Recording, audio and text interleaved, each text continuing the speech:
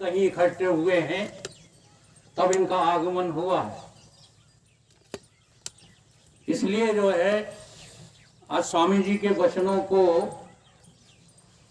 बड़ा ध्यान लगा करके सुनना है।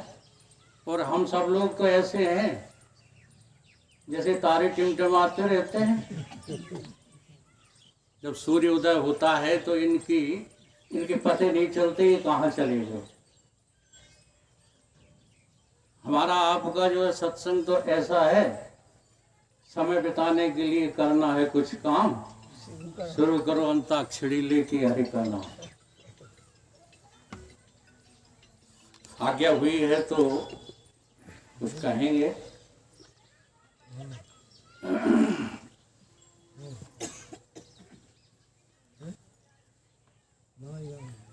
वंदे बोधमहिम नित्यं गुरु शंकर रूपणम् यमाश्रितो हि वक्रोऽपि चंद्रः सर्वत्र वन्दते वासुदेव सुतं देवं कंस चाणूरमर्दनम् देवकी परमानंदं कृष्णं वंदे जगद्गुरु। ओम नित्यं शुद्धं निराभासं निर्विकार निरंजनं नित्यं बोधं चिदानंदं गुरु ब्रह्म नमोऽभ्यहम्। गुरुर्मूला क्रिया सर्वा लोकेऽस्मिन् कुलनायके तस्मात् सेव्यं गुरु नित्य अर्थ भक्त संजीवतम। मोह निशातम देख विषेक अखंड तिमारुवे सुख धामी पूर्ण प्रकाश भयो उर्मे हिम द्वैत गयो लख एक ललामी। सदगुण कुंज खिले मन मानस कर्म उलूक दुरे भोगामी। आत्म रूप विराज रहे गुरुदेव को बारंबार नमामि, गुरुदेव को बारंबार नमामि। ब्रह्मचर्य व्रति सो अखंड धृति सुकृति सन्मार्ग किए जन तय। प्रकृति से परे विकृति को हरे संसति संताप किए जन क्षय। जगति में जितेंद्र करी जागृति निर्मल सद ज्ञान दियो निर्भय। श्रोता समाज सभी बोलो श्री सतगुरुदेव भगवान की जय। श्री सतगुरुदेव भगवान की जय।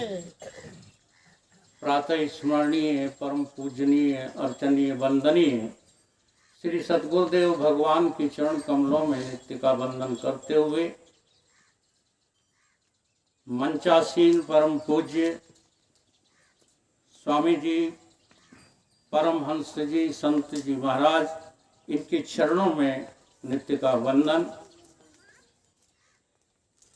यत्र तत्र विराजमान तपापूत सभी संतों के चरणों में वंदन।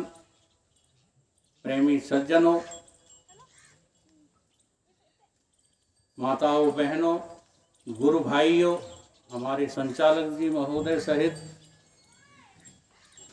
बच्चों, सभी के हृदय में परमात्मा सत चित आनंद अद्वय रूप से सदा विद्यमान है और सदा इसी दृष्टि से मेरा सभी को वंदन अभिनंदन।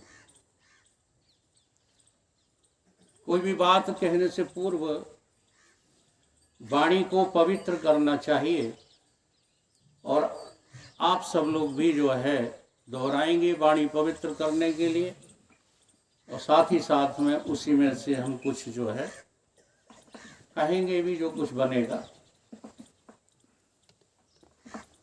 राम राघव रमैया तुम्हें वंदना। राम राघव रमैया तुम्हें वंदना। कृष्ण केशव कन्हैया तुम्हें वंदना। कृष्ण केशव कन्हैया तुम्हें वंदना।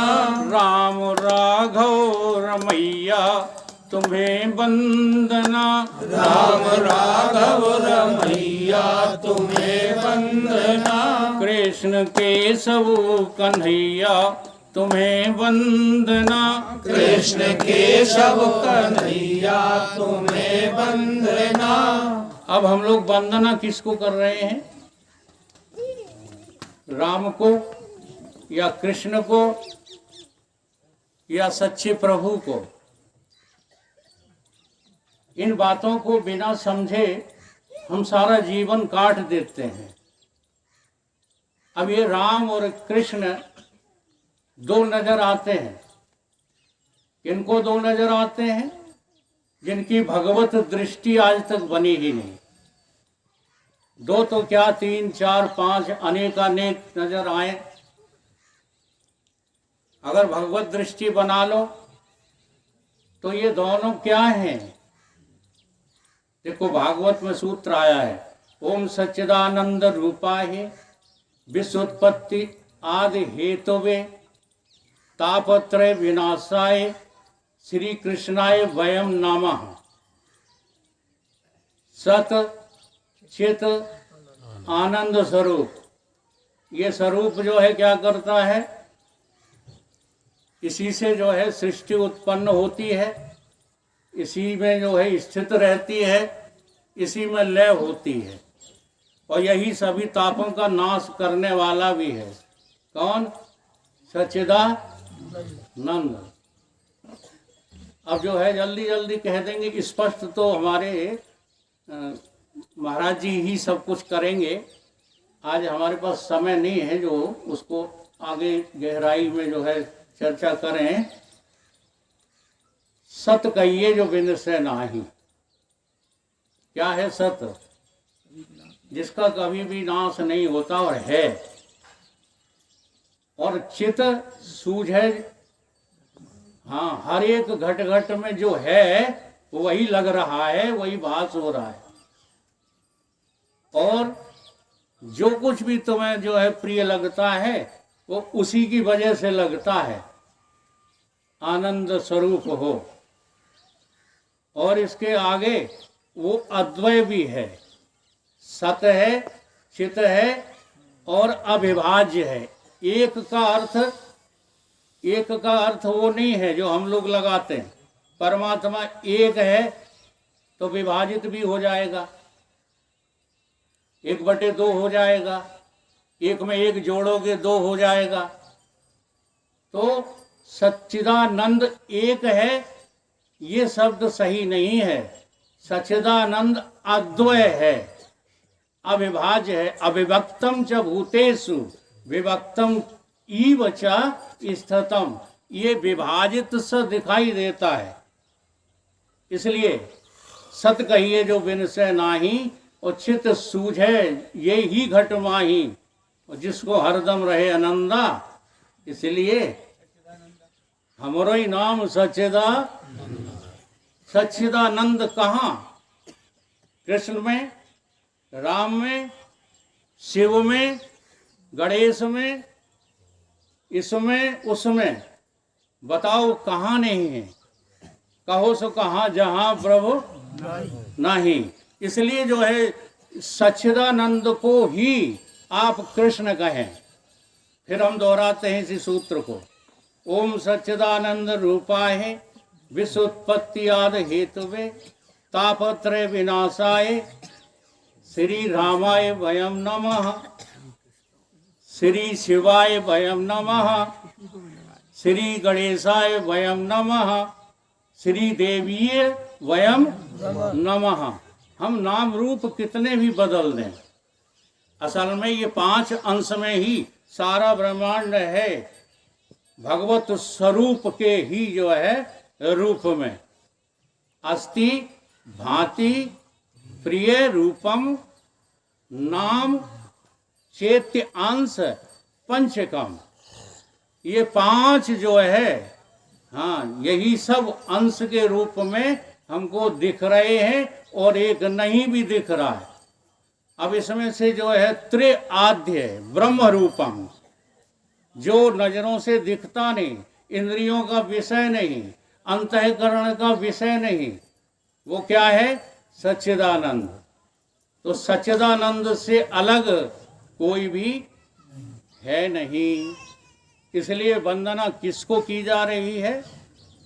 और आप सती की कथा में सुनते ही हैं, जब भगवान शिव जो है सच्चिदानंद कह के नमस्कार करते हैं तो सती को शंका हो जाती है। आज हमारे ही जो है सब समाज में शंका ही शंकाएं लिए बैठे हैं। खैर हम लोग बातचीत करते हैं, करना चाहिए, इसके लिए मना नहीं है, लेकिन महापुरुषों के सानिध्य में बैठ करके कभी अपने अहंकार को तोड़ करके मरोड़ करके इनकी शरण में कथा सुनते हो? केवल हम सुनाते भर रहते हैं, बस सुनाने का अमल पड़ गया है, सुनना सीखा ही नहीं। बहुत ऊंची साधना है श्रवण। श्रवण करना सहज काम नहीं है, बोलना तो बहुत सहज काम है। 10-20 चौपाइयाँ, 10-20 श्लोक, 10-20 रचनाएं याद कर लो, बोलने लग जाओगे। तो फिर से शुरू करते हैं। राम राघव रमैया तुम्हें वंदना, राम राघव रमैया तुम्हें वंदना, कृष्ण केशव कन्हैया तुम्हें वंदना, कृष्ण केशव कन्हैया तुम्हें वंदना। एक चेतन आप ही तो परिपूर्ण हो, एक चेतन आप ही तो भरपूर हो, सब घटों के जनैया तुम्हें वंदना, सब घटों के जनैया तुम्हें वंदना। अचेतन जो है परिपूर्ण है, एक के साथ कहा परिपूर्ण है। ये कैसे है, इसको थोड़ा समझ लीजिए। एक व्यक्ति रेगिस्तान में चला जा रहा था, तो उसने आगे देखा कि जल ही जल दिखाई दे रहा है। रेगिस्तान में गर्मियों के दिनों में जब आप जो है खड़े हो जाओ तो सामने जल ही जल दिखाई देता है। इसको कहते हैं मृग तृष्णा का जल। अब उसने देखा एक आदमी आगे से आ रहा है, पूछा कि ये जो नदी दिखाई दे रही है, ये जो है नदी है, यहाँ पर जो है स्थल नहीं है। तो उन्होंने कहा वो कितनी दूर है, कितने फाट की है? तो उस व्यक्ति ने कहा जितना पीछे छोड़ आए हो उतना ही आगे फाट है। तो पीछे मुड़कर देखा तो पीछे भी जल ही जल, जल ही जल। अब सब जगह जो दिखाई दे रहा है वो क्या दिखाई दे रहा है? जल दिखाई दे रहा है। विचार करो, क्या वो जल है?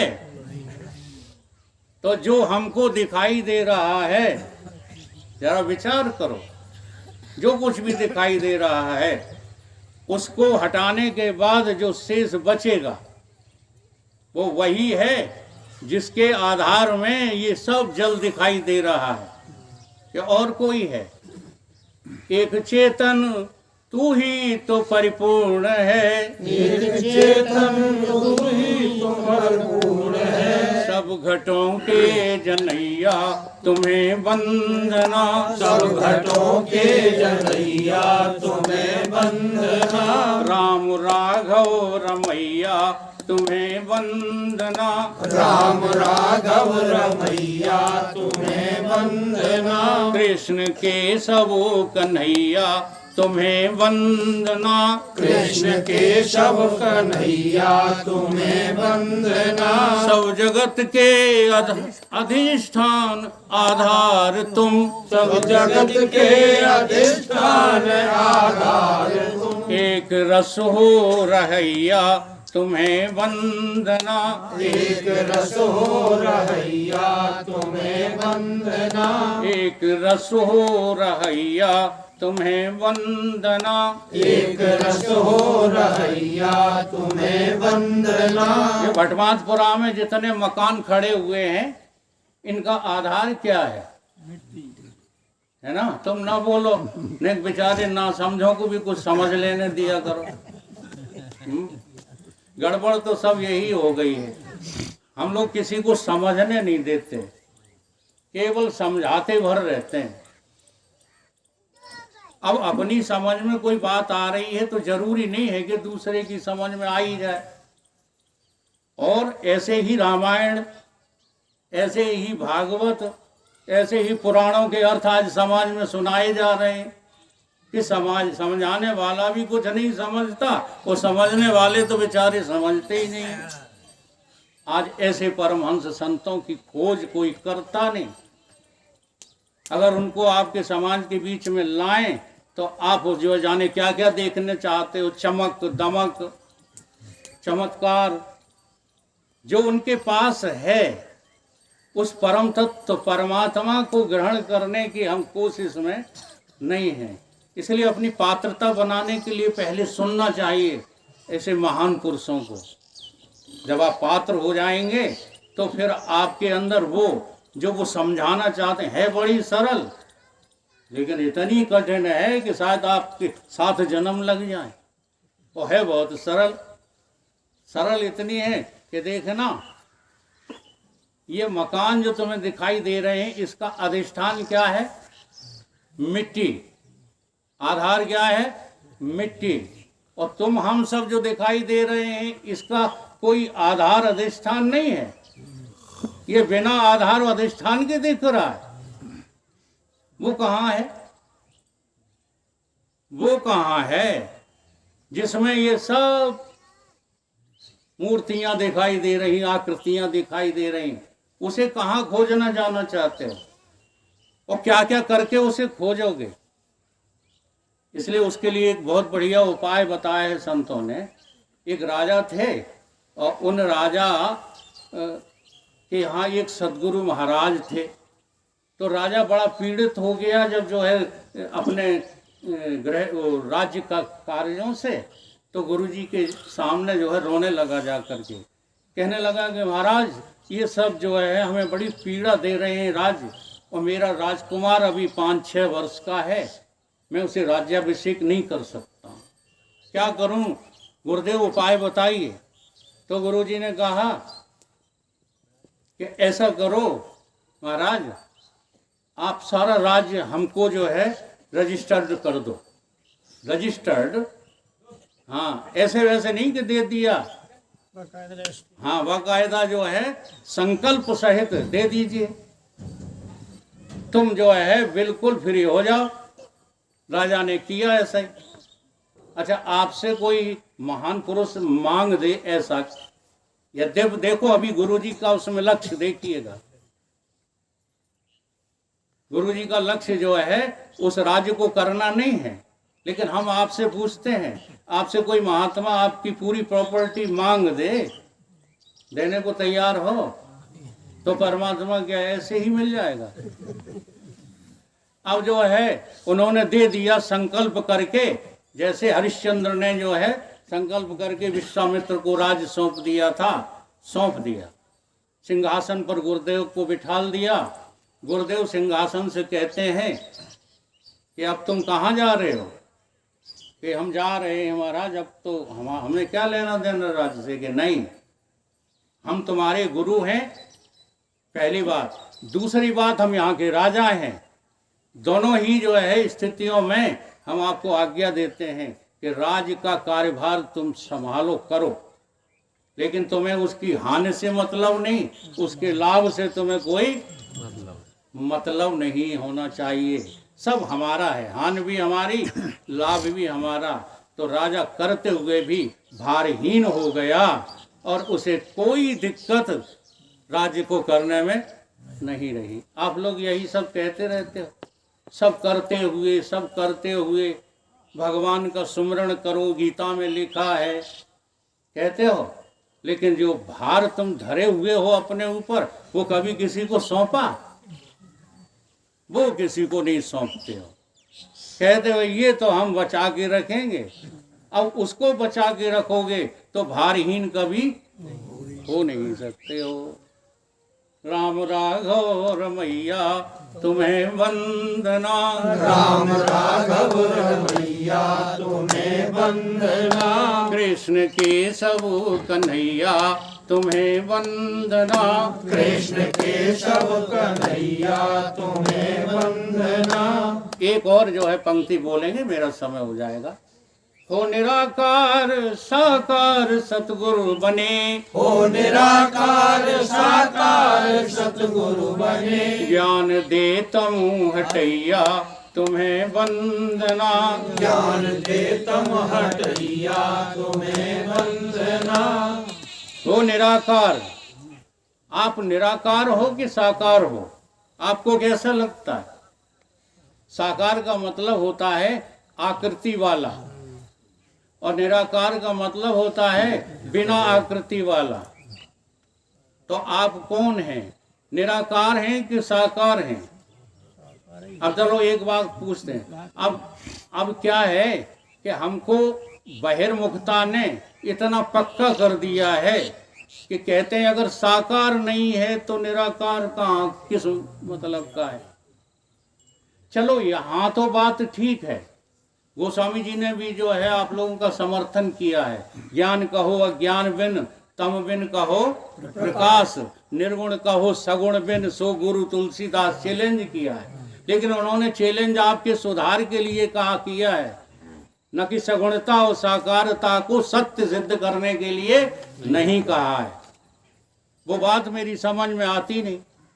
अब जरा देखो, बहुत ऐसे संप्रदाय जो है आज समाज में घूम रहे हैं जो ये सिद्ध करते रहते हैं कि अगर पांच तत्व न होते, अगर साकारता न होती तो निराकार रहता कहाँ।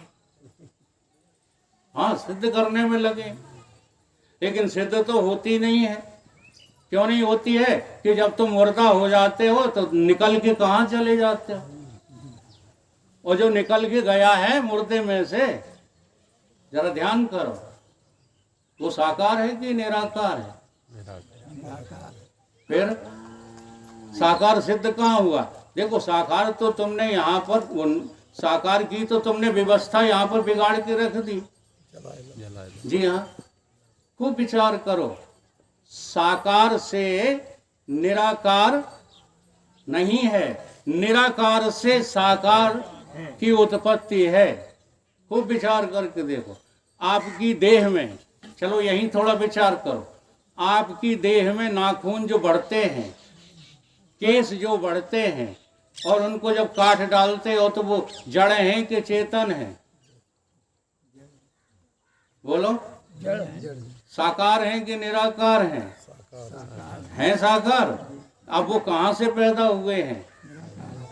तुम्हारी जो है देह से पैदा हुए हैं, जरा ध्यान रखना। और देह भी तुम्हारी उस निराकार के जो है निकल जाने से जड़ है कि चेतन है? तो चेतन निराकार है कि साकार है?